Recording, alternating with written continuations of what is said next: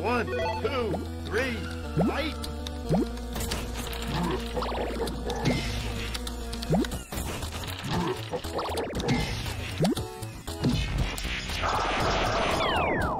You win!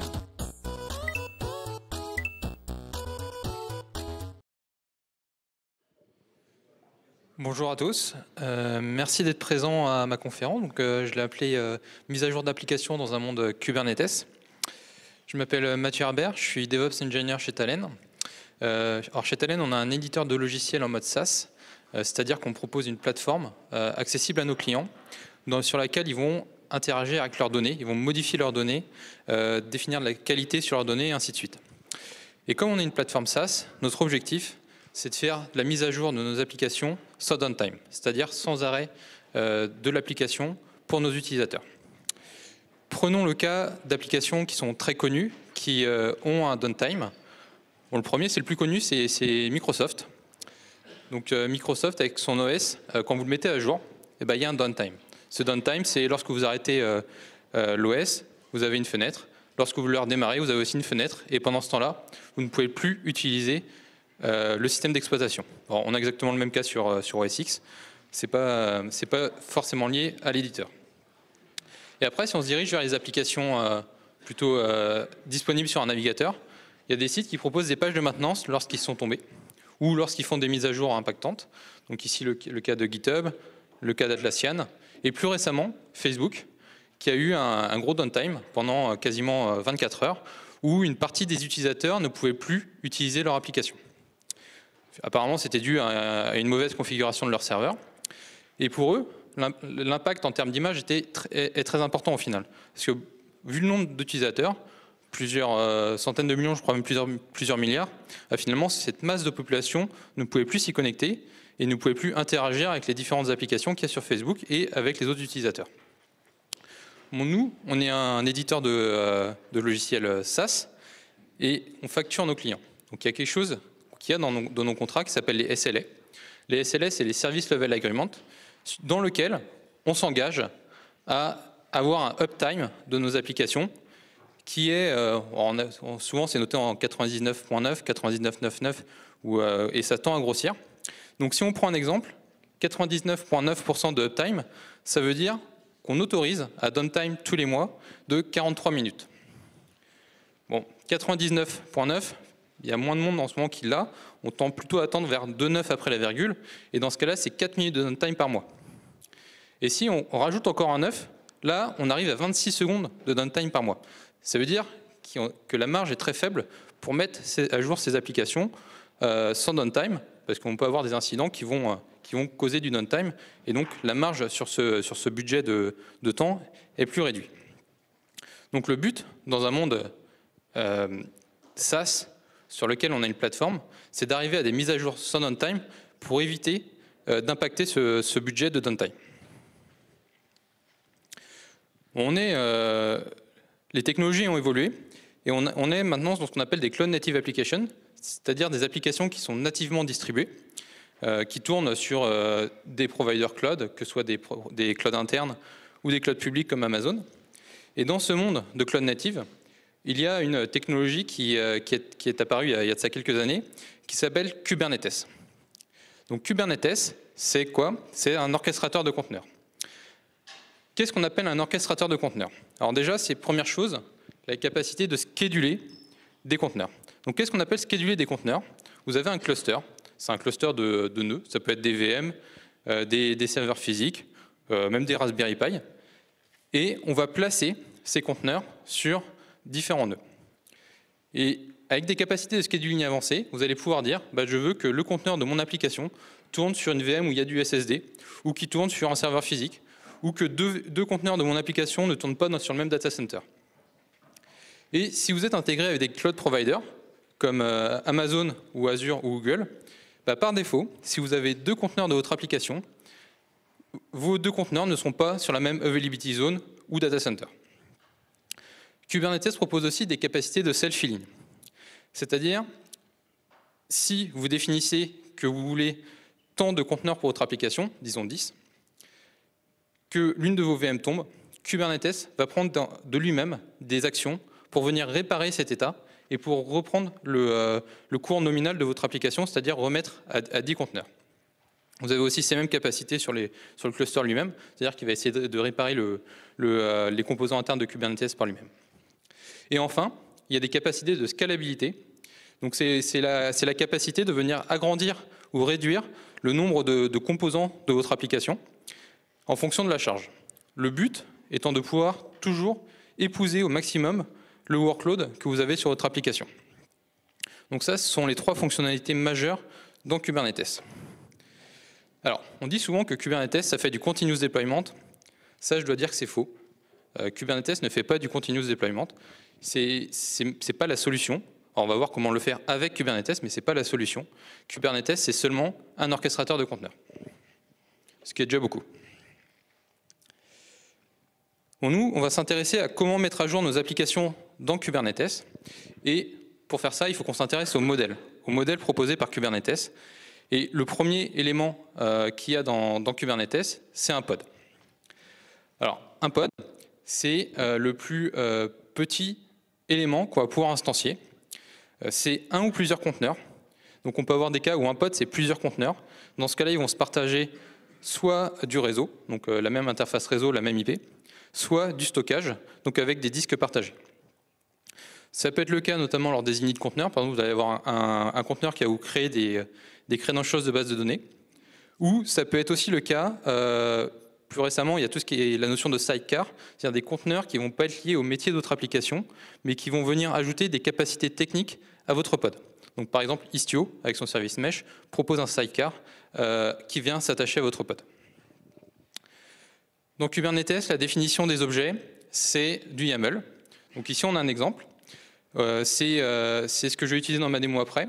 Donc je viens définir un pod qui a des labels. Donc ici, c'est app.grid. Donc il y a un label qui, pour moi, c'est mon application, qui s'appelle grid. Et dedans, je viens lui spécifier des conteneurs. Donc dans cette spécification des conteneurs, je viens lui donner un nom, donc app. Je viens lui donner une image. Donc là, c'est mon image, c'est Breastcamp 2.v1. Et je viens exposer des ports. Donc le port, ici, c'est le port 8080. Après, je peux lui donner des variables d'environnement. Ici, j'ai une couleur.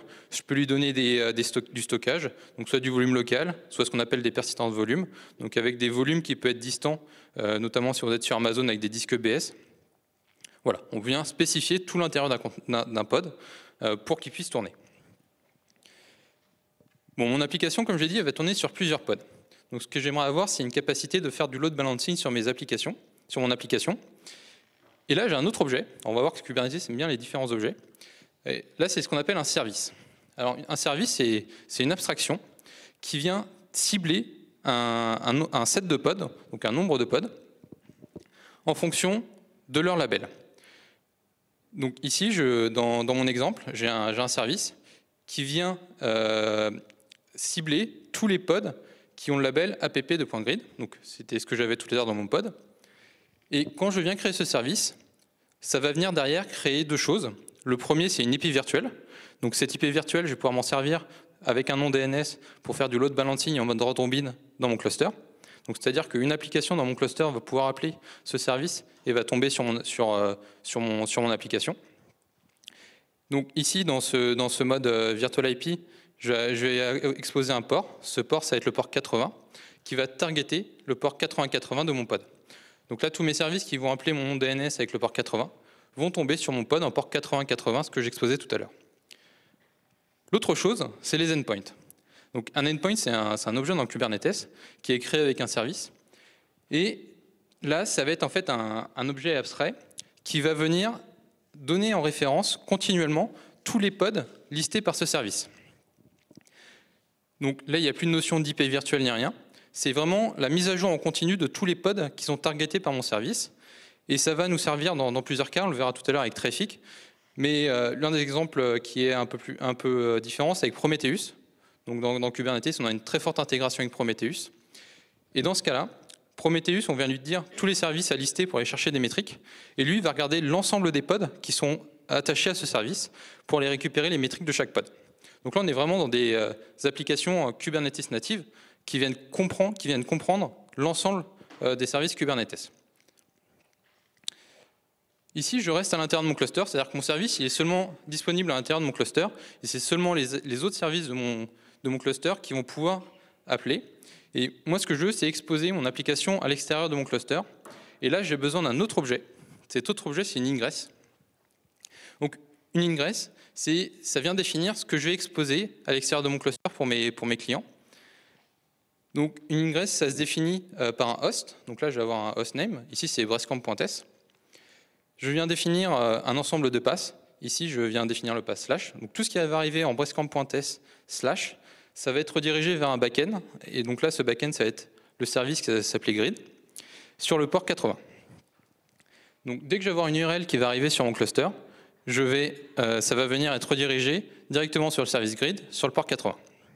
Et qui lui-même va rediriger sur les pods qui sont derrière. Bon, ça, en fait, c'est un méta-objet. C'est-à-dire que Kubernetes ne va rien faire avec. Il faut ce qu'on appelle derrière un ingress controller.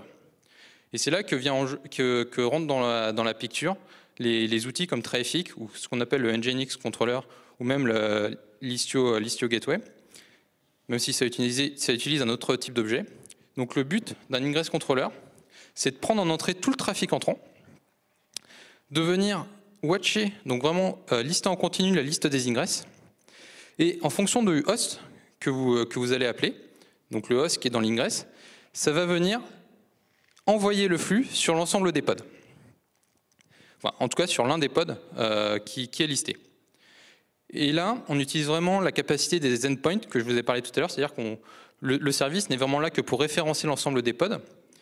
L'avantage de faire ça, c'est qu'on ne va pas seulement utiliser la capacité de round robin du service avec sa virtual IP, mais on va pouvoir faire du routage beaucoup plus avancé, comme par exemple avec des poids pour faire du canary release, qu'on verra tout à l'heure, pour venir avoir du routage beaucoup plus intelligent. Donc ça, c'est vraiment le rôle d'un ingress controller. Ici, je vais utiliser Traefik. Et pour vous expliquer un peu ce que c'est Traefik, c'est pas seulement un ingress controller, c'est un reverse proxy qui est cloud native. Le but de Traefik, c'est de pouvoir gérer des infrastructures comme Kubernetes, comme Docker, comme Mesos, et de prendre en entrée tout le trafic entrant. Et en fonction de la configuration que vous allez lui donner, ça va vous diriger vers un bout ou l'autre de votre application. Ça permet aussi d'avoir des features plus avancées, comme des metrics, comme du tracing et du logging, c'est-à-dire que vous allez pouvoir aussi avoir des access logs. Et ça permet aussi de gérer des certificats SSL avec Let's Encrypt, ce qui est super puissant quand vous voulez avoir du SSL dans votre application. Bon, pourquoi souvent on utilise Traefik? Déjà, c'est très simple à configurer, on le verra tout à l'heure. Ça s'installe très, très simplement. Donc, ça, comme je l'ai dit, ça fait la terminaison SSL. Ça fait des rewrite d'URL assez puissants. C'est pleinement compatible avec les API Kubernetes. Donc, on va pouvoir gérer les différents namespaces avec différents Traefik. C'est compatible avec la notion d'ingress dans Kubernetes. Et on verra tout à l'heure des notions plus avancées, notamment du circuit breaker ou l'affinité de session qu'on peut faire avec Traefik. En termes d'architecture, alors si on voit ça, si on scale un peu notre cluster, ce qu'on va avoir, et nous c'est ce qu'on a chez Talend, c'est qu'on ne va pas avoir un seul Traefik, on va en avoir plusieurs. Donc par exemple, on va avoir un Traefik pour gérer nos applications, l'ensemble de nos applications, qui lui va rediriger les flux métiers. Mais dans le cluster, on n'a pas que les applications, on va aussi avoir toute la stack de monitoring de nos clusters, donc du Prometheus, du Grafana, le dashboard et d'autres outils annexes. Et là, on va avoir un Traefik dédié pour gérer ce monitoring qui va seulement être exposé chez Talend. Donc, nous c'est ce qu'on fait chez nous. Et après, on peut en avoir plusieurs. Par exemple, on a un trafic qui est dédié aux connexions HTTP. On va en avoir un autre dédié aux connexions WebSocket parce que on tune un peu les load balancers devant. Donc j'ai dit que Traefik c'était très simple à installer. Moi quand je l'ai installé dans la démo, j'ai fait avec Helm, donc le package manager pour Kubernetes. J'ai seulement fait un Helm install stable/Traefik, donc qui est le repo stable de DMChart avec un nom, donc Traefik, et ça m'installe Traefik dans mon cluster. Donc c'est plutôt simple. Et si vous voulez faire de la configuration avancée, vous avez plein de paramètres que vous pouvez customiser. Donc ensuite, là, ce qu'on va faire, c'est qu'on va mettre à jour une application avec trois méthodes, le rolling update, le blue-green, le canary release. Et ça, j'ai fait une petite application Donc l'application est toute simple. J'ai utilisé mes talents de designer pour ça. En fait, c'est un damier. Ce damier, chaque carré, on va dire que c'est un utilisateur. Et le but de chacune des démos, ça va être de mettre à jour cette application en changeant la couleur. On va voir comment faire ça dans Kubernetes avec les 3 modes de déploiement, Rolling Update, Blue Green, Canary Release. Et donc, on va commencer par le premier, qui est le mode de déploiement par défaut. C'est le Rolling Update. Le Rolling Update, c'est de remplacer pod par pod votre application avec sa nouvelle version. Et on reviendra après sur le schéma, qui est un schéma en escalier, qui est comment est-ce qu'on vient modifier notre application. Bon, je vous dis que tout à l'heure, Kubernetes aimait bien les objets, et on va encore en définir 2. Le premier, c'est un réplica set. Tout à l'heure, je vous ai dit qu'on instancie un pod. En fait, on ne va jamais instancier un pod, on va plutôt instancier un set de pods. Et ce set de pods, c'est ce qu'on appelle un réplica set. Donc, ça prend 2 éléments. Le premier, c'est le nombre de réplicas que vous voulez avoir de votre service, de votre application. Donc ici, je vais avoir 3 réplicas. Et ça prend aussi en deuxième paramètre un template. Enfin, ça en prend quelques autres, mais c'est les 2 principaux, qui lui est le template d'un pod. Et c'est le template de tout à l'heure que j'avais mis dans mon pod. Donc toujours avec mon image breastcamp2.va et le conteneur, le port 8080. Donc quand je vais instancier un réplica set, ça va venir me créer automatiquement un méta-objet, donc le réplica set, et lui, il va venir créer 3 pods. Et le but d'un réplica set, c'est que si vous avez une VM qui tombe, ou un node qui tombe, et que l'un de vos pods était dessous, Kubernetes va faire en sorte de venir recréer le pod à côté, sur une autre VM, pour que toujours vous ayez 3 pods de votre application. Alors vous pouvez faire scaler ce nombre de pods sans problème. Bon, ça c'est une abstraction. En fait, vous instanciez jamais un réplica set, parce que ce serait trop simple. Vous instanciez toujours un deployment. Donc un deployment, c'est une autre abstraction qui vient au-dessus du réplica set. Et ce qu'on vient créer, donc on vient donner le nombre de réplicas pour créer le réplica set. On vient donner un template de pod. Et surtout, on vient donner une stratégie de mise à jour. Donc cette stratégie, qui est par défaut le rolling update, et qu'on va voir ce que ça fait après. Et on vient paramétrer un peu le rolling update. Donc c'est un peu le nombre de pods que je modifie à la fois. Est-ce que j'autorise d'avoir des pods qui sont plus accessibles dans mon application ou pas? Bon, là j'ai terminé avec les différents objets. On va s'arrêter là, c'est déjà pas mal. Donc quand je crée mon déploiement, ça vient me créer mon réplica set, ça vient me créer mes 3 pods. Et j'ai mon application qui tourne. Donc on reprend ce schéma, déploiement de réplica set pod. J'ai mes 2 autres objets, service, ingress. Donc là, j'ai mon application qui tourne. Et le but, quand je mets à jour mon application, c'est que je viens modifier l'objet deployment pour changer l'image. Donc là, j'ai passé d'une image breastcamp2.va à un breastcamp2.v2. Et derrière, c'est toute la magie de Kubernetes qui arrive. C'est qu'il va venir me créer un nouveau réplica set automatiquement, qui contient ma nouvelle application. Ce réplica set, au début, il est vide. Il va venir me créer un pod, un nouveau pod de ma nouvelle version de mon application, qui est automatiquement rattaché au service parce qu'il y a les bons labels. Donc là, j'ai commencé à avoir des utilisateurs qui vont recevoir ma nouvelle version. Il vient supprimer un pod de l'ancienne version, recréer un pod de la nouvelle version. Donc là, on a quasiment la moitié des utilisateurs qui reçoivent notre nouvelle version, puis supprimer un autre pod de l'ancienne version, recréer un dernier pod de la nouvelle version, et enfin supprimer un pod de l'ancienne version. Et là, j'ai toute mon application qui est disponible pour mes utilisateurs dans la version 2. Bon, on va faire la démo. Alors, sur mes shells, en haut à gauche, j'ai le nombre de pods verts, en haut à droite, le nombre de pods bleus, en bas, les réplica sets. Et je vais mettre à jour mon application. Donc là, ce qu'on voit, c'est qu'il a commencé à créer un pod vert qui démarre. C'est que j'espère que ça va bien marcher. Ouais, ça commence à marcher. Et je commence à avoir des carrés verts qui arrivent. Donc c'est-à-dire que j'ai des utilisateurs qui viennent recevoir ma nouvelle version. Donc là, c'est graduellement. C'est-à-dire qu'au début, je vais avoir un pod sur 5, puis 2 pods sur 4, et ainsi de suite. Ce qu'on voit, c'est qu'il y a des pods verts, des pods bleus qui sont en terminating. Donc j'ai de moins en moins de pods bleus dans mon application. Et donc j'ai de plus en plus d'utilisateurs qui reçoivent cette nouvelle version. Bon, là, j'ai pas de downtime, ça c'est bien. Et à la fin, j'ai tous mes utilisateurs qui reçoivent l'application, la nouvelle version. On va faire un rollback. Donc là, je fais la notion inverse, c'est-à-dire que je vais redéployer la version 1. Et donc là, j'ai l'escalier inverse, c'est-à-dire que je vais commencer à avoir des pods bleus qui vont arriver. Et j'ai de moins en moins de pods verts. Ce qu'on remarque, c'est que le réplica set en bas, c'est lui en fait qui gère le nombre de pods. C'est-à-dire que lui, il va avoir un état désiré à 5, par exemple, ici pour le vert, puis à 2, puis à 4, puis à 3, puis à 2, puis à 1. Et c'est comme ça que Kubernetes gère son rolling update. Ce qu'on remarque aussi, je ne sais pas si vous l'avez vu, mais à un moment, j'ai mes utilisateurs qui vont recevoir mon application verte, puis après mon application bleue, puis après mon application verte, puis après mon application bleue. Et ça, c'est important dans la compréhension du rolling update, et on va y revenir. Donc quand j'ai terminé mon déploiement, j'ai que ma nouvelle version, et après je peux faire différentes mises à jour consécutives de mon application dans ce mode-là sans problème. Bon, déjà, intéressons-nous au nombre de pods qu'on a constamment dans notre application. Donc là, au début, j'étais à 5 bleus, 0 vert. J'ai augmenté d'un mon nombre de pods verts. Ensuite, j'ai diminué mon nombre de pods bleus, et ainsi de suite, jusqu'à temps que les courbes s'inversent et qu'au final, j'ai plus de pods bleus, mais j'ai que des pods verts. Alors, vous pouvez vraiment spécifier comment vous faites votre rolling update dans Kubernetes avec les notions que je vous ai montrées, enfin, les deux objets que je vous ai montrés tout à l'heure. Vous pouvez dire c'est quoi la taille de l'escalier que vous voulez avoir.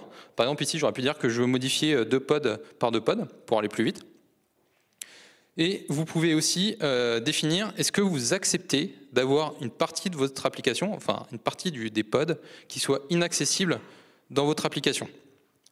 Moi, j'ai dit que non. C'est pour ça que j'ai un escalier qui est fait que j'ai un par un et quand je viens créer le premier pod vert, j'ai toujours 5 bleus. Moi, je n'accepte pas qu'il y ait des pods non disponibles, mais vous pouvez le vouloir parce que vous savez gérer plus de charges sans problème. Bon, tout à l'heure, comme je vous l'ai dit, on voyait un carré bleu, un carré vert, un carré bleu. Et c'est pour ça qu'en fait, le rolling update, il doit être bien compris et surtout bien géré. C'est-à-dire que si par exemple, dans la mise à jour de votre application, c'est de mettre à jour un bouton, et bien ce bouton, il va être bleu, puis vert, puis bleu, puis vert, pour le même utilisateur. C'est-à-dire que pendant que vous faites votre mise à jour, votre application elle sera toujours up, mais la qualité de la feature que vous allez proposer à votre utilisateur peut être dégradée. Et dans la plupart du temps, c'est vraiment celle qui est utilisée par défaut dans Kubernetes, parce que c'est la plus simple, mais d'un point de vue user experience, c'est pas l'idéal. Enfin, en tout cas, c'est pas toujours l'idéal. Donc c'est pour ça qu'il faut bien comprendre ce mode de mise à jour et aussi s'intéresser aux autres modes de mise à jour qui sont plus complexes à prendre en main, mais qui sont peut-être plus intéressants dans certains cas. Donc c'est pour ça, toujours bien comprendre ce que fait le rolling update d'un point de vue utilisateur. Et pour pallier à ce problème, on va s'intéresser à un autre mode, qui est le mode blue-green. Donc le blue-green, c'est de venir créer un environnement inactif de votre nouvelle version et de venir switcher d'un coup les flux pour faire passer de votre première version à votre deuxième version pour que tous les utilisateurs reçoivent d'un coup cette nouvelle version. Bon, je reprends mes schémas dans Kubernetes avec mon déploiement, mon réplica set, mes pods. Je viens créer mon service, mon ingress. La spécificité ici, c'est que l'ingress, elle vient taper seulement sur le pod bleu, sur le service bleu. Donc ça veut dire qu'à côté, j'ai monté un déploiement de vert, donc un déploiement de ma nouvelle version, un réplica set des pods et un service qui est le service vert. Et le fait de faire du blue-green, c'est d'aller modifier l'ingress pour que celle-ci n'aille plus pointer sur le service bleu, mais sur le service vert. Et là, ce que je vous ai dit tout à l'heure, c'est que Traffic, il listait en continu l'API des ingress. Lui, il va prendre ça en compte automatiquement. Et donc, tout le monde va recevoir les pods verts, la nouvelle version, d'un coup. Bon, le rollback est tout aussi facile. On vient remodifier l'ingress pour que tout le monde reçoive l'ancienne version. Et ça sera automatique. Donc, vous n'aurez plus ce système d'escalier, même quand vous avez un rollback et vous avez un problème. Et à la fin, je viens supprimer mon ancienne version et vous revenez à un état nominal avec une seule version de déployer dans votre cluster. Donc on va faire une démo, pareil. J'ai juste supprimé mon rolling update pour faire du blue-green. Alors, donc là, nous, ce qu'on va toucher, c'est à l'ingress. Donc ici, j'ai mon ingress qui est déployé. Donc cette ingress, elle vient appeler le service grid-blue. Le fait de faire du blue-green, comme je vous l'ai dit, ça va être d'aller la modifier pour qu'elle tape que sur le service vert. Je vais juste vérifier que tout est bien déployé. C'est bon. Donc là, je vais aller modifier l'ingress. Donc je vais juste aller utiliser le kubectl en ligne de commande. Derrière, voilà. Donc là, c'est automatique. Tout le monde est passé du bleu à vert. Pour vous expliquer comment ça se passe derrière, en fait, c'est que chaque carré vient faire une requête toutes les 4 secondes. Donc il vient demander en continu quelle couleur il doit afficher. Et donc là, tout le monde a reçu ma nouvelle version. Donc en cas de rollback, donc là, je viens passer du vert à bleu. Donc c'est seulement ça à changer. Par exemple, si j'ai un problème dans mon monitoring, que je me rends compte que je dois passer d'une version à une autre, eh ben, je viens seulement changer du vert à bleu. Et là, ça change automatiquement également. C'est vraiment transparent. Et vous n'avez pas de notion de jouer un moment la première version, puis la deuxième, puis la première. Ça, notamment, si vous avez des break-in change, c'est plutôt top. Bon, par contre, comme on l'a vu, ça demande beaucoup plus de code à écrire et beaucoup plus de compréhension. Ça demande d'avoir 2 services et une ingress qui change. Alors, je vais juste supprimer mon blue-green et comme ça, on va créer le canary release pour après. Bon, parlons un peu de ce blue-green. Là, je l'ai fait au niveau de l'ingress, c'est-à-dire que je l'ai fait sur un service exposé à l'un de vos utilisateurs. Mais vous pouvez aussi le faire au niveau d'un service ou d'un sous-service, d'un microservice de votre application qui est seulement accessible à l'intérieur. Donc là, comment est-ce qu'on fait? C'est que c'est le service, dans ses sélecteurs, qui vient seulement sélectionner les pods de votre ancienne version. Donc ça veut dire que dans vos labels de votre déploiement, vous venez dire que les pods, c'est les pods de la service 1, 2, 3, 4. Et vous les faites changer. Et donc quand vous déployez votre nouvelle version, vous mettez que c'est la nouvelle version, donc 1, 2, 3, 4 par exemple. Et vous modifiez les sélecteurs pour que ça vienne targeter seulement les pods de la nouvelle version. Et comme ça, vous pouvez le faire au niveau des microservices sans problème. Enfin, au niveau des services back-end sans problème. L'avantage ici, c'est que l'update et le rollback est instantané. Vous n'avez pas de notion j'attends que la nouvelle version est déployée ou j'attends que l'ancienne version se redéploie. Ça, c'est plutôt bien parce que là, j'ai mes updates qui prennent quelques secondes. Par contre, chez nous, on a pas mal d'applications Java et ça met quelques minutes à se démarrer chacun des pods.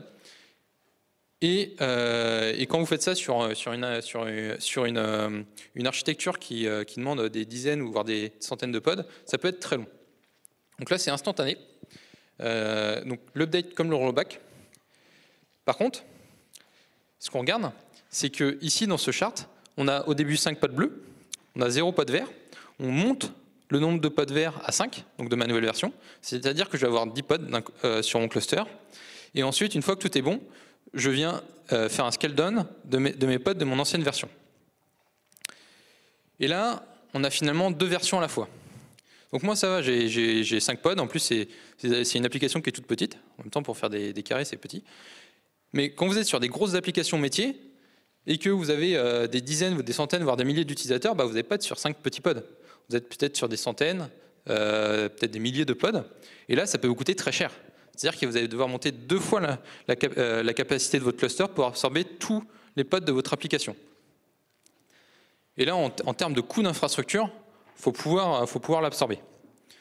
Et en plus, ça va vous demander... alors, si vous êtes capable à tout moment d'absorber 2 fois la capacité de votre application, c'est peut-être que vous consommez beaucoup. Et après, on a des méthodes d'automatisation pour absorber ça. Il n'y a pas de problème, mais il faut les implémenter. Ça demande un coût de développement beaucoup plus important. Donc ça, c'est un peu le petit problème du blue-green. qui peut être un problème ou pas, en fonction de ce que vous faites. Et là, on va arriver sur une autre version qui s'appelle le Canary Release. Le but du Canary Release, c'est d'amener une nouvelle version progressivement à vos utilisateurs. Et cette manière progressive, finalement, c'est vous qui allez la calibrer comme vous voulez. C'est-à-dire qu'on va pouvoir amener une nouvelle feature pour seulement 5% des utilisateurs, et que cette nouvelle feature, pour 5% des utilisateurs, vous les allez laisser 2 semaines en prod avant de vérifier que tout est bon et de l'amener à 100% de vos utilisateurs. Alors pourquoi le Canary Release? Ça vient des mines. Il y avait des canaries qui étaient mis dans les mines. Et en fait, en fonction du gaz qu'il y avait, c'était les premiers à s'évanouir. Et ça voulait dire que tous les mineurs devaient sortir. Donc ça, c'est pour la petite histoire. C'est pas très... Voilà, mais bon, faut le savoir. On reprend notre architecture. Donc là, c'est la même architecture que pour le Blue-Green. Donc déploiement, triple cassette, les pods, les services, l'ingress. Je remonte mon environnement vert. On verra après qu'on peut faire des optimisations là-dessus. La particularité, c'est que là, j'ai vraiment utilisé des capacités de Traefik. Vous pouvez faire la même chose avec Nginx ou exactement la même chose avec Istio, il n'y a pas de problème. Donc là, dans Traefik, on vient mettre des annotations, dans l'ingress, on vient mettre des annotations custom pour Traefik avec un système de poids. Donc là, dans le cas nominal, j'envoie 100% de mon trafic sur la première version et 0% sur la nouvelle version. Donc ça, c'est le cas nominal. J'ai aucun utilisateur qui reçoive la nouvelle version. Et je viens ensuite mettre à jour cet ingress pour lui dire, maintenant, bon là j'ai choisi 20%. 20% sur des flux vont sur la nouvelle version. Et ça, après, je peux rester une heure, 2 jours, une semaine, un mois, comme vous voulez, sans aucun problème. Et là, vous commencez à avoir des utilisateurs qui reçoivent cette nouvelle version. J'en suis plutôt content. Donc là, je viens mettre à jour cet ingress pour lui dire que maintenant, je veux 40%. Donc là, j'ai de plus en plus d'utilisateurs qui reçoivent cette nouvelle version. J'en suis encore plus content. Je viens mettre 80% sur la nouvelle. Et puis, finalement, j'en suis très content. Je vais en mettre 0 sur l'ancienne et 100% sur la nouvelle. Et là, j'ai mis à jour graduellement mon application. Et maintenant, je viens supprimer l'ancien environnement et je reviens sur un cas nominal. Bon, on va refaire une démo. Donc j'ai monté l'infrastructure pour le Canary Release, donc c'est exactement la même que pour le Blue-Green. Donc là sur mon ingress, j'ai des annotations, c'est surtout cette annotation-là qui est importante. Donc c'est ce que je vous ai dit tout à l'heure, c'est le système de poids, donc 100% bleu, 0% vert. Moi je vais commencer à dire donc 80, 20, alors avec le micro c'est pas, ça va le faire. kubectl. Donc là, je vais appliquer mon ingress sur le cluster. Et là, je commence automatiquement à avoir des utilisateurs qui reçoivent cette nouvelle version. Donc là, mon monitoring me dit que tout va bien. J'ai passé à 40%. Hop, 60.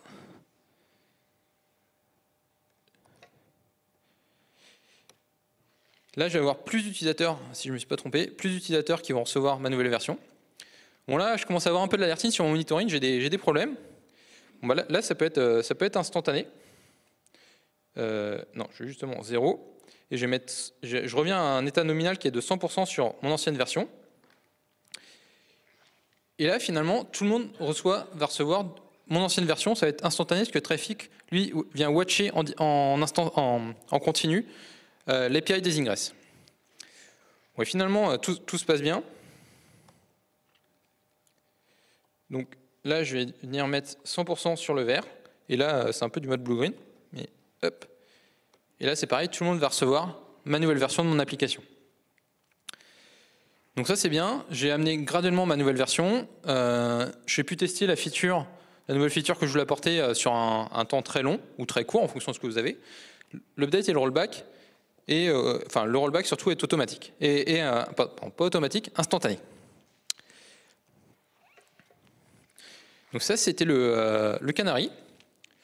Bon, si on fait un comparatif des 3 méthodes, chacune a des avantages et des inconvénients. Déjà, le rolling update a comme avantage, c'est que c'est très facile à implémenter. pourquoi c'est très facile? C'est que c'est de base dans Kubernetes. Ça n'a pas de coût d'infra supplémentaire, vous ne devez pas remonter à un autre environnement. Le problème, c'est qu'en fonction des mises à jour que vous avez, vos utilisateurs ils verront 2 versions à la fois, en tout cas à chaque fois qu'il fera une requête, il pourra avoir une nouvelle version. Et si vous avez des break-in change, ça peut être compliqué à faire, et vous pouvez avoir un mode dégradé pendant que vous faites votre rolling update. Le blue-green, l'avantage, c'est que l'update et le rollback, il est instantané. Donc là, c'est super rapide. Par contre, le coût d'infra est quand même assez important. Donc il faut avoir de l'automatisation derrière pour faire scaler votre cluster en fonction. Le Canary Release, l'avantage, c'est que ça vous amène une nouvelle feature au fur et à mesure. Et là, on peut avoir 2 problèmes. Le coût d'infra. Est-ce que le coût d'infra, c'est un problème? Alors, potentiellement oui, mais j'ai envie de dire potentiellement non. Pourquoi non? C'est qu'on a des techniques dans Kubernetes pour faire scaler le nombre de pods en fonction de la charge. Et moi, tout à l'heure, quand j'ai mis 20% de la charge sur ma nouvelle version, j'avais le même nombre de pods que si j'étais à 100%. Mais là, avec le pod autoscaler, finalement, j'aurais pu mettre un seul pod de mon application. Enfin, 2 pour assurer l'achat. Et c'est ce que vous pouvez faire avec du Canary, c'est-à-dire que vous allez augmenter graduellement aussi le nombre de pods de votre nouvelle version et diminuer le nombre de pods de votre ancienne version. Et comme ça, vous allez optimiser vos coûts d'infra. Donc ça, il y a la capacité avec le pod autoscaler de définir le min réplica, le max réplica, en fonction de métriques système ou alors des custom métriques. Maintenant, il y a plein de choses qui existent là-dessus. C'est super puissant. Par contre, il faut bien le calibrer. Deuxième problème, c'est que, à nouveau, j'ai 2 versions qui peuvent être vues à la fois. Bon, là, on va rentrer dans des features un peu plus avancées de Traefik. Il y a encore des features plus avancées que ça sur Istio. Déjà, on va voir ce que Traefik propose. C'est que dans Traefik, on peut définir l'affinité de session. Donc, de l'affinité de session, c'est que vous mettez une annotation dans Traefik, dans l'ingress, et vous lui dites, j'active l'affinité de session. Quand une requête arrive dans Traefik, s'il n'y a pas de cookie dedans, un cookie va être seté dans la requête. Et ce cookie va avoir comme information quel backend va targeter la requête. Bon, l'utilisateur fait une requête, il en refait une, et dans ce cas-là, comme le cookie est déjà là, si le backend est toujours LC, la requête va être ramenée à ce même backend, donc à la même version. Bon, qu'est-ce que ça veut dire si le backend est toujours LC ou pas? C'est que s'il ne répond plus, donc la requête va plus être envoyée, on verra la feature d'après pour ça. Et si vous avez changé de version, le backend n'est plus considéré comme LC parce qu'il n'existe plus, le pod n'existe plus, et dans ce cas-là, elle va être amenée à la nouvelle version. Donc ça, c'est super intéressant à mettre. Et la deuxième feature, c'est le circuit breaker. Donc le circuit breaker, c'est le fait de détecter un outage sur l'un des backends, et ça vient du monde électrique. Comment ça se passe? C'est que vous mettez une règle. Cette règle, c'est soit en fonction du network error, soit en fonction de la latence de retour de vos requêtes, soit en fonction du response code. Donc là, l'exemple que j'ai, c'est si les requêtes qui sont entre 500 et 600, en fait, c'est 50% de mes requêtes globales. Donc si j'ai 50% de mes requêtes ou plus qui sont en erreur 500 ou 5xx, dans ce cas-là, j'arrête d'envoyer la requête au pod qui me renvoie ça. Pourquoi c'est super important de le mettre dans Kubernetes? Parce qu'en fait, on est dans un monde cloud. C'est-à-dire que vous n'allez pas être sur un nœud, vous êtes potentiellement sur des infrastructures que vous ne maîtrisez pas. Donc si vous êtes sur Amazon, vous avez différents data centers. Si vous êtes sur Google, c'est pareil, sur Azure aussi. Et on peut toujours avoir une VM qui crache, un hyperviseur qui crache, ou potentiellement une ESI qui met plus de temps à répondre. Et dans ce cas-là, vous pouvez avoir de l'outage, mais c'est des couches que vous ne maîtrisez pas. Donc vous devez les prendre en compte. Et avec ce système-là, vous pouvez les prendre en compte pour que finalement ça ne fasse pas tomber vos applications, que vos utilisateurs voient toujours votre application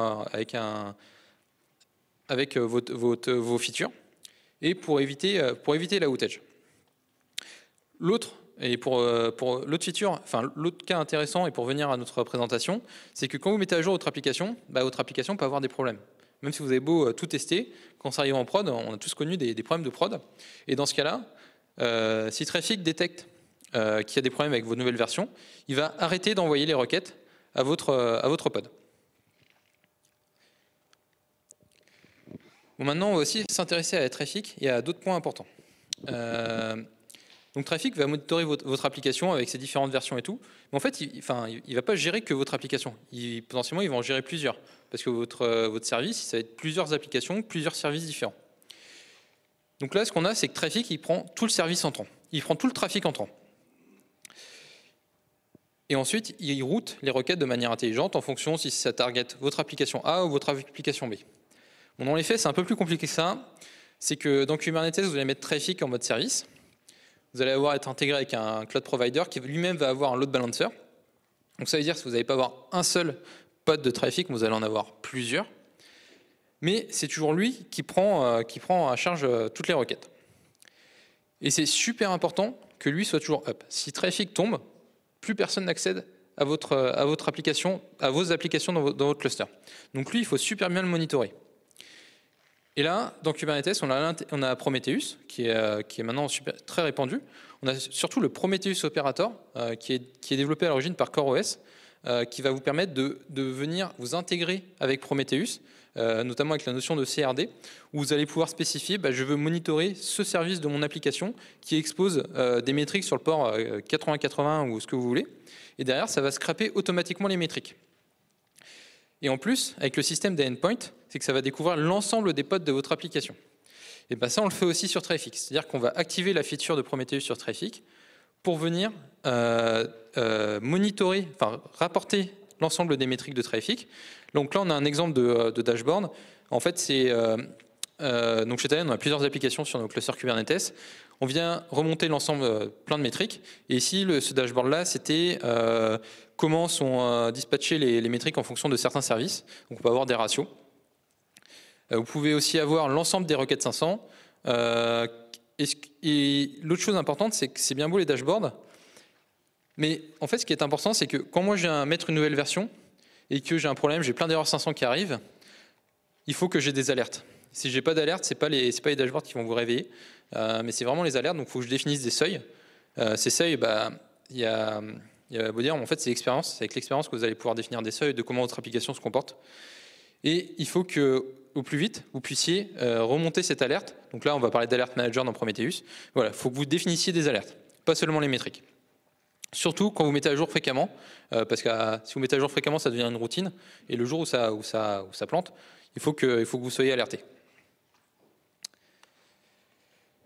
Bon, on a parlé de la mise à jour d'application, on a parlé de comment monitorer son application dans Kubernetes. Mais en fait, il n'y a pas que ça. C'est-à-dire qu'on n'a pas parlé de migration de données, on n'a pas parlé de validation fonctionnelle, comment je valide fonctionnellement dans Kubernetes que mon application elle marche, que je n'ai pas de régression. Comment je gère les break-in change d'API, c'est super important, surtout dans des mondes microservices. Et il y a plein d'autres choses qu'on n'a pas parlé. Et ça, j'ai envie de dire, c'est que ce n'est pas Kubernetes. Kubernetes ne fait pas ça, comme je l'ai dit, c'est seulement un orchestrateur de conteneurs. C'est-à-dire que toutes ces choses-là, c'est d'autres sujets. Et peu importe que vous êtes sur Kubernetes, sur des VM, sur ce que vous voulez, le problème est toujours le même. Et là, ce n'est pas Kubernetes qui va apporter des solutions là-dessus. Et c'est vraiment, chacun des sujets doit être vu de manière différente. Et si vous allez sur Kubernetes parce que ça va être plus facile à gérer, en fait, pas du tout. Bon, je vais terminer sur trois points qui me paraissent importants quand on fait de la mise à jour régulière et surtout dans le monde Kubernetes. Le premier, c'est le monitoring. Monitorer son application, faire en sorte qu'elle remonte des métriques, construisez des alertes sur cette application, notamment avec l'intégration Prometheus. Nous, par exemple, ce qu'on a, c'est que nos applications, elles sont définies dans des M-charts, et quand l'application vient se créer, elle vient créer ses propres alertes dans Prometheus. Ça, c'est top. Bon, ça se travaille, donc ça ne vient pas du jour au lendemain. Mais voilà, il faut vraiment créer des applications métiers. Monitorer aussi son ingress controller.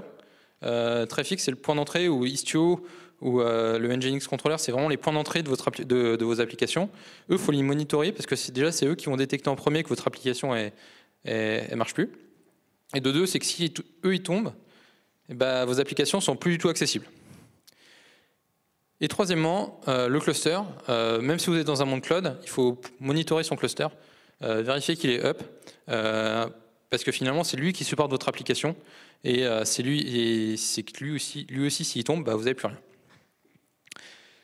Deuxième point, c'est prendre du temps sur l'infrastructure as code.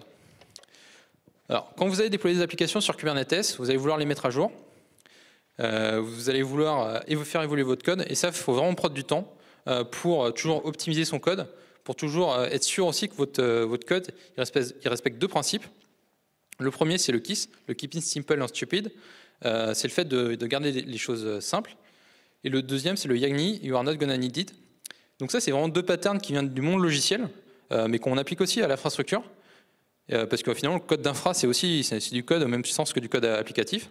Et le but, c'est de se dire, c'est bien beau aussi sur le code d'infra de vouloir faire des trucs super intelligents. Mais finalement, parfois, ce qu'on se rend compte, c'est que demain, je vais implémenter du blue-green. Mon code d'infra, il n'est plus du tout adapté pour faire du blue-green. Pourquoi? Parce qu'il est trop complexe, j'ai trop d'intelligence dedans. Et surtout sur des choses avec Helm, où on peut faire des choses assez complexes, parfois, mieux vaut rester sur des choses simples et finalement, on se retrouvera moins bloqué pour après. Et le troisième point, donc là, c'est valable partout, c'est mettre à jour fréquemment. Donc là, vous allez commencer par du rolling update, parce que c'est l'élément par défaut.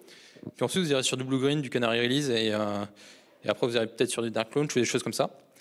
Mais pourquoi mettre à jour fréquemment, c'est important? C'est que déjà, ça va habituer à mettre à jour les applications. Donc, c'est-à-dire que quand vous allez faire d'autres mises à jour, vous allez être moins stressé, ça va être plus facile à faire. Deuxièmement, c'est que vous allez pouvoir, quand vous allez mettre à jour plus fréquemment, vous allez pouvoir tester plus de choses. Donc, si vous testez plus de choses, vous allez pouvoir expérimenter de plus en plus. Et troisièmement, en fait, c'est un cercle vertueux, c'est que plus vous allez mettre à jour fréquemment, plus vous allez mettre des petits éléments à jour dans votre application. Donc, vous allez avoir moins de risques, donc vous allez pouvoir tester plus de choses, ainsi de suite. Et donc, mettre à jour fréquemment, c'est aussi valable dans le monde, et c'est encore plus valable dans le monde Kubernetes. Merci.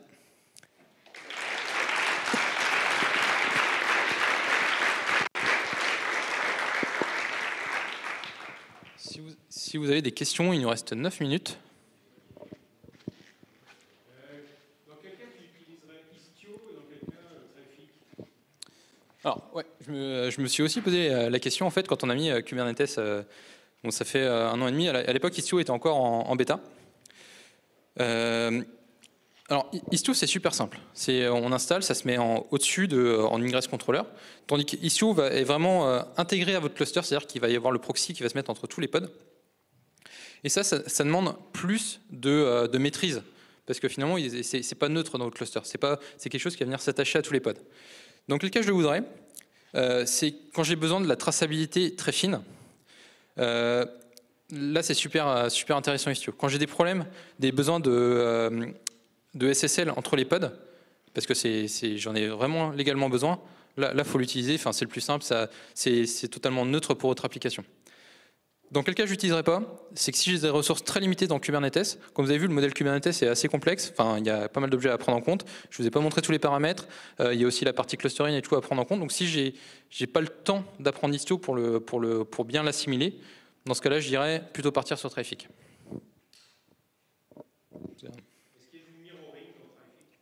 Non. Il y a une issue dans Traefik pour demander ça, mais pour l'instant, il n'y a pas de mirroring. Par contre, Traefik a annoncé la version 2.0 en mode alpha cette semaine, où ils ont annoncé 2 features qui sont plutôt intéressantes. La première, c'est qu'ils ne vont plus passer par l'API des ingress, mais par leur propre CRD, donc un peu comme Istio, qui a ses propres CRD. Donc ils ont leurs propres objets dans Kubernetes. Et là, on va avoir des notions plus intéressantes au niveau du routing, pas encore le mirroring. Et l'autre chose, c'est qu'ils vont supporter aussi les TCP. Donc là, Istio le supporte déjà. C'est-à-dire que moi, j'ai surtout montré un monde HTTP, mais toutes les applications ne font pas du HTTP. Ils vont supporter la partie TCP.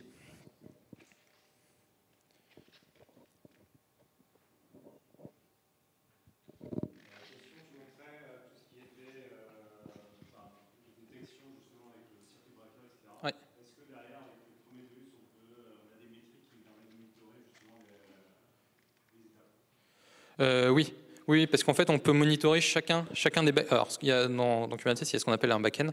Donc, je vais peut-être le montrer là. Ouais. Donc là, ici on était dans le mode canary. Donc je parle déjà de trafic et ensuite je vais arriver dans Prometheus, pourquoi c'est intéressant. Donc ici j'avais des poids, donc j'étais à 100% sur du vert et 0% sur du bleu. Donc là, comme j'avais deux pods, j'ai 50%, 50 et 50 sur deux pods et 0,0. Donc c'est-à-dire que le trafic est réparti comme ça. Et toutes ces métriques, je les ai dans Prometheus. Et je vais pouvoir détecter quand un backend, donc quand un pod dans Kubernetes est done et que le circuit breaker est activé.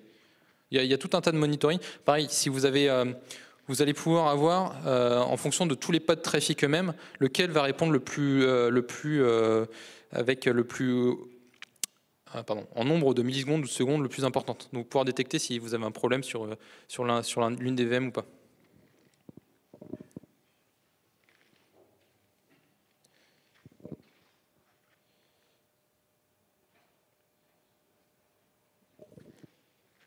Est-ce qu'il y a d'autres questions ?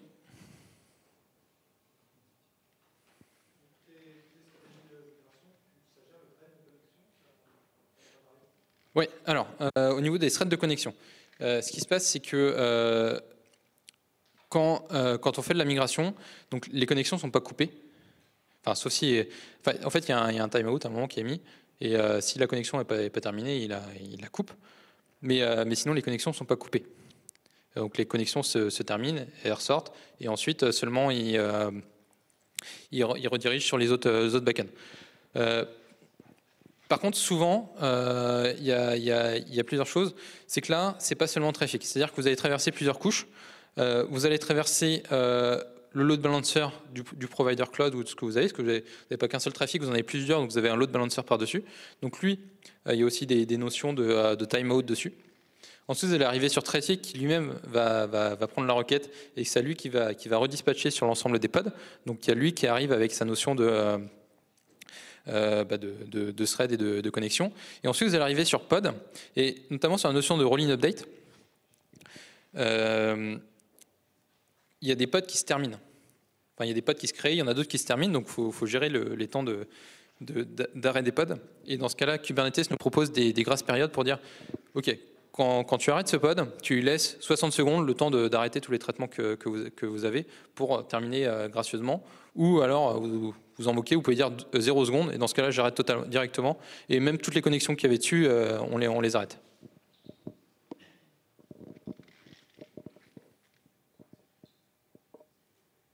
Est-ce qu'il y a un mode de drainage d'un trafic, dans le sens où j'attends qu'il y ait plus de sessions à aller sur les pods avant de l'éteindre Non, ça là-dessus, il n'y a rien. Ça là-dessus, il n'y a rien. Non.